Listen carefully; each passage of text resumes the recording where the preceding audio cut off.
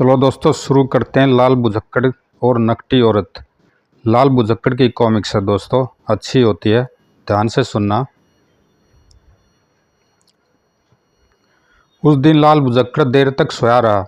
उसकी पत्नी उसे जगा जगा कर हार गई, पर लाल बुझक्कड़ की नींद नहीं टूटी। तंग आकर उसकी पत्नी ने लाल बुझक्कड़ के सर पर एक घड़ा पानी उड़ेल दिया और बड़बड़ाती हुई बोली, हाय मैं तो परेशान हो गई इनकी कुंभकर्ण सी नींद से। दोपहर चढ़ आई पर इनकी नींद है कि जाने का नाम ही नहीं लेती। लाल बुझक्कड़ हड़बड़ाकर आंखें मलता हुआ उठता है और कहता है, अरे भाग्यवान, यह अच्छा तरीका अपनाया तुमने शरीफों को जगाने का। अच्छा अच्छा, बड़े शरीफ हो तुम, पर जरा दिन की ओर तो देख लो, कितना चढ़ा है, काम पर जाओगे या नहीं? अरे बाप रे, जल्दी से मेरे खाने की पोटली लाओ। पत्नी खाने की पोटली लाकर लाल बुझक्कड़ को देती है। लाल बुझक्कड़ उसे अपनी लाठी में बांधकर कंधे पर रखकर चल देता है। मेरी पत्नी मुझे मूर्ख ही समझती है। रास्ते में एक गांव पड़ता है। वहां शाम आती है तो लाल बुझक्कड़ सोचता है, अब तो रात होने को आई, आज की रात इसी गांव में किसी के यहाँ बिताता हूँ। यह सोचकर वह एक धोबी के घर जाता है। वहां पहुंचकर, हे भाई सुनो, मैं मुसाफिर हूँ, बहुत दूर से आ रहा हूँ, रात होने वाली है, तुम मुझे रात भर के लिए जगह दे सकते हो? आओ जी आओ, बड़ी खुशी से, यह तो हमारी खुशकिस्मती है कि अतिथि हमारे घर आए। धोबी अंदर जाता है और अपनी पत्नी को आवाज़ लगाता है, अरे ओ छमक छलो, अतिथि जी आए हैं, जाओ उनके लिए फटाफट भोजन तैयार कर दे, वे आज रात भर यहीं रहेंगे। रहेंगे तो रहे, मेरी बला से, मुझसे खाना वाना नहीं बनेगा, खुद बना लो, मुझे आज मठ के बाबा के पास जाना है। जानते हो, ऐसी ताबीज़ देते हैं कि पुत्र रत्न की प्राप्ति होती है। तेरी इतनी मजाल कि तू मुझसे न कहे, मैं तेरी जुबान खींच लूँगा। हाय हाय हाय, जुबान खींच लूँगा, बड़े आए जुबान खींचने वाले, मन्नत ही तो मांगने जा रही हूँ, कोई गड्ढा खोदने तो नहीं जा रही। मैंने कह दिया न कि नहीं जाना है, बाबा की भगत, जैसा लुच्चा तेरा बाबा है वैसे ही तू है। देखो मेरे बाबा को कुछ ना कहना वरना ठीक नहीं होगा। हाँ, सुसरी आंखें दिखाती है तेरी तो। उसके बाद धोबी अपनी बीवी को दूसरे कमरे में ले जाकर बुरी तरह पीटना शुरू कर देता है। तभी भीतर बैठा लाल बुझक्कड़ सोचता है, हैं, यह क्या धोबी लोगों के बारे में, यह तो यह क्या धोबी लोगों के बारे में यह तो सुना था कि वे धोबी घाट पर जोर जोर से कपड़े पीटते हैं, पर कोई धोबी घर में कपड़े पीटते पीटते पहली बार सुन रहा हूँ। अंदर जाकर देखना चाहिए कि माजरा क्या है। लाल बुझक्कड़ भीतर पहुंचता है तो देखता है कि धोबी अपनी बीवी को बड़े जोर जोर से पीट रहा है। बोल, अब जाएगी कभी बाबा के पास, फिर कभी मुझसे जबान लड़ाएगी? मार ले, मरदूद मार ले, चाहे जितना दिल चाहे मार ले, पर मैं जाऊंगी जाऊंगी जाऊंगी। हाय अम्मा, हाय अब्बा, मरी। तेरी इतनी मजाल कि तू मुझसे न कहे, मैं तेरी जुबान खींच लूंगा। हाय हाय, थोड़ी पीछे होगी दोस्तों। लाल बुझक्कड़ यह देखकर बीच में आ जाता है और धोबी को अलग करके पूछता है, क्यों भाई, क्यों दारा सिंह बने हुए हो, काहे के लिए मार रहे हो इस बेचारी को? मैं इसे जान से मार डालूंगा, घर में आए मेहमान का तो ख्याल ही नहीं, चलिए बाबा के पास। फिर धोबी अपने को लाल बुझक्कड़ से अलग करके फिर अपनी पत्नी के पास पहुंचता है और उसके हाथ पांव बांध देता है। चल मैं भी देखता हूँ कैसे जाती है तू। परेशान न हो भाई, छोड़ दो इसे, मेरे पास खाना है, वही खाकर सोते हैं। धोबी और लाल बुझक्कड़ दोनों पोटली में से खाना खाकर सो जाते हैं। धोबी तो खुराटे भरने लगता है, पर लाल बुझक्कड़ को नींद नहीं आती। आज पता नहीं क्यों मुझे नींद नहीं आ रही, खर्र। तभी लाल बुझक्कड़ को एक आहट और एक परछाई सी दिखती है, जो बरामदे से होती हुई धोबी की पत्नी के पास पहुंच जाती है। हैं, यह परछाई कैसी? लगती तो कोई औरत है। अरे वह धोबी की पत्नी से बात कर रही है, मुझे सुनना चाहिए कि क्या बातें हो रही हैं। उधर वह परछाई इस बात से बेखबर धोबी की पत्नी से बातें कर रही थी। लाल बुझक्कड़ उनकी सारी बातें सुन रहा था। अरे तुम बंधी हुई कैसे हो, क्या बात हो गई? क्या बताऊं सखी, इस मरदूद मर्द ने मार मार कर मेरा क्या उलिया बना दिया है। क्या क्या बात हो गई, कुछ बताओ भी तो सही। क्या बताऊं नाउन सखी, मैंने बाबा के पास जाने की बात की, बस इसी बात पर मुआ भड़क उठा और मेरी ठुकाई कर दी। इधर लाल बुजक्कड़ सोचता है, ओ तो यह नाउन है और धोबी की पत्नी की सहेली है। तभी उसे उन दोनों की फिर बातचीत सुनाई दी। अब क्या होगा बहन, तुम तो बाबा के पास नहीं जा सकोगी। मैंने सोचा था कि रात को आऊंगी तो दोनों चुपके से चली चलेंगी, पर एक काम करोगी सखी? कहो बहन, तुम्हारे लिए तो मैं जान भी दे सकती हूँ। फिर एक काम करो, तुम 1 घंटे के लिए मेरी जगह बंद कर खड़ी हो जाओ, मैं बाबा के पास से लौट आऊँ। तुम्हारा यह एहसान मैं कभी नहीं भूलूंगी। अरे इसमें एहसान की क्या बात है, लाओ मैं तुम्हारी रस्सी खोल दूँ। इस तरह वह नाउन धोबी की पत्नी की रस्सी खोल देती है और फिर धोबी की पत्नी उसे अपनी जगह बांधकर बाबा के पास चल देती है। लाल बुजक्कड़ को यह अजीब लगा। वाह, इतनी लगन से बाबा के पास जा रही है, लगता है बाबा इसकी सारी इच्छाएं पूरी करेंगे। तभी अचानक धोबी की नज़र खुल जाती है। चलूं जरा इस बदजात की हालत तो देखूं जाकर। भीतर वाले कमरे में देखा वह बंधी पड़ी थी, पीछे पीछे लाल बुजक्कड़ भी थे। अब भी चैन आया या नहीं? हाय राम, यह मुआ सोया नहीं। ओ बेड़ा गर्क, लगता है आज इसकी पत्नी की खैर नहीं और इस नाउन की भी। लेकिन वह कैसे बोलती, बोल पड़ती तो सारी पोल खुलने का डर रहता, इसलिए चुप रही। अरे क्या जुबान को लकवा मार गया है क्या? बोल, पहले तो जुबान यूं चटर चटर कर रही थी, बोल नहीं तो। लेकिन वह चुप ही रही। तो इसका मतलब तू इस तरह नहीं मानेगी, ठहर तेरा अभी इलाज किए देता हूँ। फिर तो वह घबरा गई। हाय राम, मुझसे यह क्या गलती हो गई, आज पता नहीं क्या होगा। हे भगवान, यह तो बड़ा सख्त आदमी है। इधर लाल बुजक्कड़ भी अगली घटना देखने को तत्पर था। पता नहीं यह सनकी धोबी क्या चाहता है। तभी धोबी ने भीतर प्रवेश किया और इससे पहले कि वह कोई बात कह पाती या लाल बुजक्कड़ उसका इरादा भांप पाता, कटाक के साथ ही, ले कम खत औरत, तेरी तो अब नाक ही काट देता हूँ, जिससे तू बाहर ही न जा सके। ओ मरी कटाक। वो बेचारी परोपकार करना चाहती थी, खुद ही फंस गई। वह औरत ज्यादा न बोल पाई, बस मन ही मन छटपटाती रही और धोबी जैसे निश्चिंत सा होकर फिर अपनी चारपाई पर जाकर सो गया। अब ठीक किया, मैंने सुश्री बाबा के पास जाने की जिद ही पकड़े बैठी थी। इधर लाल बुजक्कड़ ने उसका असर देखा और फिर कुछ सोचकर उस बाबा की मठ की ओर चल पड़ा जहां उसकी पत्नी गई थी। वह रहा मठ और वह रही धोबी की औरत। बाबा मुझे वर दो कि मेरी सारी इच्छाएं पूरी हो जाए। अवश्य तथास्तु, परंतु परंतु क्या बाबा? तुम्हें अपने घर की सभी बहुमूल्य वस्तुओं का एक दिन के लिए त्याग करना होगा। एक दिन के लिए त्याग, मैं समझी नहीं। तब बाबा ने अजीब ढंग से उसे समझाया। देखो, कल शाम इस तुलसी के पेड़ के पास ही गड्ढा खोदकर वह सब वस्तुएं रख जाना, बस दूसरी सुबह आकर वह ले जाना और अपनी मन मुराद भी पूरी कर लेना। अच्छा महाराज, धन्य हो गई मैं, जय हो। लाल बुजक्कड़ ने यह सारी वार्ता सुनी तो वह चौंक गया। ओ तो यह चक्कर है, सारा सारा पगला सारा पगला गई है। वह औरत भी, धोबी सही सही ही रोता था। खैर अब घर चलो, इससे पहले ही घर पहुंच जाना होगा, वरना। घर पहुंचा तो देखा धोबी फिर खराटे भर रहा था और नाउन ओधी पड़ी सिसक रही थी। दोनों और अजीब घोटाला होने जा रहा है। यह तो सुबह ही खबर होगी कि क्या होगा। तभी धीमे धीमे दबे पांव धोबी की पत्नी भी आ गई। सोच रही थी बड़ा तीर मार लिया, परंतु तुम आ गई चमक चलो। हाय हाय री, अरे क्या हो गया तुझे, तेरी आवाज कैसी हो रही है? हाय तेरे मरदूद सावंत ने मेरी नाक काट ली।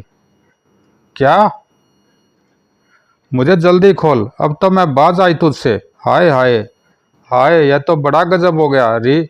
अब सुबह क्या होगा तेरी तू ही जाने, पर मेरा क्या होगा? मैं तो किसी को मुंह दिखाने को नहीं रह गई। हाय हाय, तो मैं क्या करूं? राम बता तू ही, पहले मुझे खोल तो सही। हाँ हाँ, यह लो, और फिर मुझे इसी तरह बांध देना, समझी? नाउन को धोबी की पत्नी ने खोला, फिर सवय बंध गई। यह तो बहुत बुरा हुआ, मेरी वजह से इस नाउन बेचारी की नाक कट गई, पर अब मेरा क्या होगा जब सुबह यह मरदूद मेरी नाक सही सलामत पाएगा तब। जैसे तैसे वह रात बीती। सुबह सुबह कोई न उठ पाया क्योंकि आधी रात को परेशानी से सोए थे। मगर इधर नाई के घर, ओ क्या हो गया इसे, यह तो अभी तक सो रही है। भाई उठ, जा भाग्यवान, सुबह हो गई। मगर वह तो सोई रही। तब जब नाई दहाड़ा तो वह हड़बड़ा कर जागी, मगर नाक को छुपाए रही। ला मेरा सामान वगैरह निकाल, ला मुझे बाजार दुकान पर जाना है। वह सोच में पड़ गई, अब क्या होगा, अगर इसने मेरी कटी नाक देख ली तो बहुत बुरा होगा। ला निकाल सामान, देर हो रही है। चाय पानी मैं दुकान पर ही कर लूँगा, जल्दी दे अब। हैं, ये तो भूत बन गई है, क्या हो गया है इसे, अब बोलेगी भी या नहीं। क्या बोलूँ, मुझे तंग मत करो, उठा लो खुद ही। क्या कहा, मुझ पर रोब, मैं कहता हूँ सामान निकाल, लाती हूँ। औरत जात भी पता नहीं किस चीज़ से बनी है। नाई ने सामान में से उस्तरा निकाला और उसकी तरफ फेंक दिया और बोली, लो उस्तरा। क्या क्या तेरी मजाल इतनी बेकर्दी से। पत्नी और तुनक गई, उठा लो और जाओ, मेरा सिर न खाओ। ओ तो आज इतनी बेइज्जती, मैं भी देखता हूँ तू कैसे करती है यह। पत्नी ने जो सोचा था वही हुआ। पति ने वह उस्तरा उठाया और उसकी तरफ फेंक कर चीखा, पकड़ पकड़ इसे और मेरे पास आकर मेरे हाथ में पकड़ाकर माफी मांग। हाय राम, मैं मरी, मेरी नाक। पत्नी की चित्कार से नाई घबराया। अरे क्या हो गया, अब क्या मुसीबत, हाय यह क्या, तुम्हारी तो न नाक, हाय हाय मेरी नाक काट डाली। ओह लेकिन यह कैसे हुआ, उस्तरा तो इस तरफ गिरा था। हाय राम, मर गई रे हाय। अब चीखो तो मत, सास से काम लो। हाँ हाय मेरी मत मारी गई थी। उस वक्त राजा के सैनिक वहीं से गुजर रहे थे। उन्होंने उसकी चीख सुनी। है यह चीख कैसी, लगता कोई औरत मुसीबत में है। चलो, उस सामने वाले घर से ही आई थी आवाज। दरवाजा खोलो, दरवाजा खोलो, नहीं तो दरवाजा तोड़ दिया जाएगा। यह आवाज कैसी, लगता है मोहल्ले वाले हैं। मैं मर गए, इन्होंने सोचा होगा मैं इसे पीट रहा हूँ। हाँ अब पता चलेगा, रोज रोज तो मैं सहन कर लेती थी, अब न करूँगी। और जब पता चला बाहर सैनिक हैं तो दरवाज़ा खोलना ही पड़ा। कितनी देर से चीख रहे हैं, आए, यह क्या, खून, यानी कि तूने तो इसकी नाक काट दी, तुझे सजा मिलेगी, चलो राजा के पास। लेकिन लेकिन लेकिन सैनिक तो उन्हें जबरदस्ती ले गए। इतनी निर्दयता से पत्नी की नाक काट ली, शर्म आनी चाहिए। महाराज जो दंड देंगे वह भोगना, भगवान ही जाने अब मेरा क्या होगा। इधर सुबह जब लाल मुजक्कर ने धोबी को जगाया तब, चलो अब गुस्सा छोड़ो और पत्नी को खोल आओ। नहीं, मैं उसे देखना नहीं चाहता, जाकर तुम उसे खोल दो। और तब लाल मुजक्कर ने उसे जाकर खोला और धोबी अपने धोबी घाट को चला गया। तब इधर, अब ठीक है, मुझे बाबा के पास जाना चाहिए। परंतु वह लाल मुजक्कर की निगरानी में थी। शीघ्र ही धोबी की पत्नी बाबा के पास पहुंची। बाबा इसी इंतजार में थे। तुम आ गई चमक, चलो। जी हाँ बाबा जी। सब ले आई तो लाओ। जी हाँ बाबा जी, यह लीजिए। बाबा ने पोटली लेकर टटोली और फिर उसे देते हुए अगला निर्देश दिया, जबकि गड्ढा पहले से ही खोद रखा था बाबा ने। इसमें खुद ही रख दो और कल आकर निकाल लेना। जी अच्छा बाबा। शीघ्र ही धोबी की पत्नी वहां से वापस आ गई, मगर लाल मुजक्कर जो शुरू से ही उसका पीछा कर रहा था वह वही मठ में उस बाबा की निगरानी में लग गया। खूब बनाया इस चमक छल्लों को, जल्दी से इसे निकाल कर अगले गांव को चलने की ठानूं। बाबा की लालची निगाहें बता रही है कि वह जरूर कोई घोटाला करने जा रहा है। बस फिर क्या था, बाबा ने बिना देर के उस गड्ढे को खोदा और वह पोटली बाहर निकाल ली। तभी, बाबा ओ पाखंडी बाबा, क्या कौन है। बाबा बौखला गए। मैं लाल मुजक्कर। ले लाल मुजक्कर, तुम यहाँ। हाँ क्या हुआ, जो यह मेरा गांव नहीं, फिर भी मैं तुम्ही लोगों के पाखंड को दूर करने को दर दर भटकता हूँ। सावधान, अगर जान की खैर चाहता है तो सीधे सीधे मेरे साथ राजा के पास चले चलो, वरना। तभी जब बाबा एक तरफ भागने को हुआ, खटाक आ, और फिर एक बार और, दुरत पाखंडी, जिन ढकोसलों पर केवल तुम भोली भाली औरतों को लूटते हो, जानते हो उसी से उनके घर तबाह हो जाते हैं। वह कंगाल होकर दर दर के भिखारी बन जाते हैं। खटाक, चला चलकर राजा के सम्मुख, अपना जुर्म कबूल कर और सजा भुगत। लाल बुजक्कड़ उसे पकड़कर राजा के दरबार में ले आया। आए, यहाँ तो वह नाई और नाउन भी बंदी बने खड़े हैं, इनके साथ क्या हुआ? वो लाल बुजक्कड़ और बाबा यहाँ राजा के दरबार में? नाउन और लाल बुजक्कड़ दोनों एक दूसरे को देखकर चौंके, और नाउन तो अत्यधिक अचंभित थी लाल बुजक्कड़ के साथ बाबा को देखकर दरबार में। मुझे लाल बुजक्कड़ कहते हैं महाराज, मैं इस दुरत पाखंडी बाबा को आपके सुपुर्द करने आया हूँ। लाल बुजक्कड़, अच्छा, लेकिन यह मामला क्या है? और तब लाल बुजक्कड़ ने राजा को सारी कहानी कह सुनाई, मगर यह नहीं बताया कि रात को छमक छल्लों की जगह नाउन रही और धोबी ने अपनी पत्नी की जगह नाउन की नाक काट दी। ओ सेनापति धीर सिंह, इस दुरत बाबा के दोनों हाथ काट कर आज जन्म कारावास में डाल दो। जो आज्ञा महाराज। महाराज, दया दया क्षमा महाराज। मगर महाराज उसे क्षमा न कर सके। और इधर नाई ने अपनी पत्नी की तरफ देखा, जो सिर नीचे किए चुप खड़ी थी। देख लिया भाग्यवान, तुम भी चमक छल्लों की तरह इसके गुणगान करती थी न। परंतु नाउन को तो फिक्र लग गई कहीं असलियत न खुल जाए। और फिर जब महाराज नाई का फैसला सुनाने को आगे बढ़े ही थे कि तभी, महाराज, आखिर यह नाई और नाउन किस आरोप में यहाँ बंदी बनाकर लाए गए हैं? ओ लाल बुजक्कड़, इसका फैसला सुनाने से पूर्व मैं तुमसे भी सलाह लेना चाहूँगा। जी महाराज। तब महाराज ने सारी स्थिति बता दी। महाराज, अच्छा रहे अगर मैं आपसे एकांत में सलाह करूँ तो। बेशक बेशक लाल बुजक्कड़। तब एकांत में जब लाल बुजक्कड़ ने सारी सच्ची कहानी बता दी तो महाराज चौंके। फिर लाल बुजक्कड़ से ही इसका फैसला बताने को कहा। महाराज, नाई बेकसूर जरूर है, मगर निर्दयी भी है। रोज पत्नी को बात बात पर मारता है। उसको हिदायत देकर रिहा कर देना ही ठीक होगा। ठीक है लाल बुजक्कड़। और फिर राज दरबार में, यह जो कुछ भी हुआ अनजाने और क्रोध की वजह से हुआ है, इसलिए नाई को सख्त हिदायत देकर रिहा किया जाता है कि वह भविष्य में संयम से काम लेगा और अपनी पत्नी से नम्रता से पेश आएगा। और राजा ने नाउन को भी हिदायत दी, और तुम्हें भी सख्त हिदायत दी जाती है कि कोई भी ऐसा कर्म न करो जिससे कि बात तुम्हारे नाक कटने और राज दरबार तक आए। जी महाराज, हम कसम खाते हैं। हाँ महाराज। लाल बुजक्कड़ को महाराज ने रुकने को कहा, मगर लाल बुजक्कड़ तो अपनी आगे की यात्रा को जाना चाहता था, इसलिए उसने वहां से विदा ली। लाल बुजक्कड़, यह मेरी तरफ से 500 स्वर्ण मुद्राएं इनाम रूप में स्वीकार करो। तुम्हारी वजह से पाखंडी बाबा को गिरफ्तार कर रहा है और निर्दोष को सजा होने से बचाया।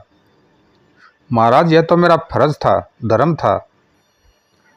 इधर वापसी घर की तरफ जाते जाते नाई, नाउन, लाल बुजक्कड़ सहित, पता नहीं लाल बुजक्कड़ ने राजा से एकांत में जाकर क्या कहा। मुझे तो दाल में कुछ काला नजर आता है। कहीं लाल बुजक्कड़ को हमारी चाल का पता तो नहीं चल गया था। नाई भी सोचता हुआ जा रहा था कि लाल बुजक्कड़ जी आपने राजा से क्या बात की, जो पहले राजा इतने आग बबूला होकर फिर नर्मता पर आ गए। यही तुम समझ जाओगे तो फिर हमें लाल बुजक्कड़ यूं ही नहीं कहा जाएगा। बस यूं समझ लो कि लाल बुजक्कड़ सभी की खबर रखता है।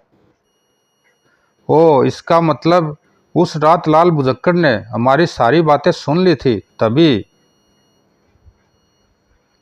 इधर जब धोबी और धोबी की पत्नी को नाइन की नाक काटने की खबर मिली और सैनिकों द्वारा उन्हें सजा के पास ले जाया गया, तो धोबी तो चौंक पड़ा, जबकि धोबी की पत्नी सहम गई। यह क्या मामला है, बोलो नहीं तो। मैं मुझे तो पता नहीं। अभी पता चल जाएगा। दिखा, जरा अपनी नाक दिखा। नहीं नहीं, मैं। और जब धोबी ने उसका पल्ला मुंह से हटाया तो चौंक पड़ा। ओ, तुम्हारी नाक तो ठीक है। हूँ तो मैं समझ गया, मैं बेकसूर हूँ। तभी तो सुबह से मुंह से पल्ला ही नहीं गिरा रही थी, कहीं तुम्हारी चालाकी न समझ जाऊं। तो तुम मेरी सख्त हिदायत पर भी बाबा के पास गई। मुझे माफ़ कर दो। माफ़ तो तुम्हें अब मैं भी नहीं करूँगा। ले चलूँगा राजा के पास और जाकर कहूँगा कि यह इस कुलक्षणी के कारण हुआ है। नाई को सजा न देकर सजा मुझे दीजिए। तभी लाल बुजक्कड़ एक पोटली लेकर वहां आ पहुंचा। अब तुम्हें राजा के पास जाने की जरूरत नहीं है धोबी। तुम लाल बुजक्कड़, अरे तुम कहाँ थे? हैं? यह तो वही पोटली है जो मैं बाबा के यहाँ गड्ढे में गाड़ आई थी। हाँ, उस दुरत बाबा को राजा के कारागार में डलवा कर आ रहा हूँ। वह तो इस पोटली समेत मठ से गायब हो रहा था। यह लो अपनी पोटली। लेकिन यह सब, और तब लाल बुजक्कड़ ने सारी कहानी सुना डाली कि किस तरह वह उसकी निगरानी कर रहा था। लाल बुजक्कड़, तुम सचमुच महान हो। मुझे माफ़ कर दीजिए। लाल बुजक्कड़ ने मेरी आंखें खोल दी है। अब तुम इसे माफ़ कर दो और सुख शांति से घर में रहो। मैं तो चला अगले राज्य। अच्छा लाल बुजक्कड़, मैं तो तुम्हारा उपकार जीवन भर नहीं भुला पाऊंगा। कभी फिर जरूर आना। हाँ लाल बुजक्कड़ जी। लाल बुजक्कड़ ने उनसे विदा ली और अगले सफ़र की ओर अपने कदम बढ़ाए। समाप्त दोस्तों, अच्छी कहानी थी। ज़रूर लाइक सब्सक्राइब करना। कमेंट में बताना कैसी लगी। धन्यवाद दोस्तों।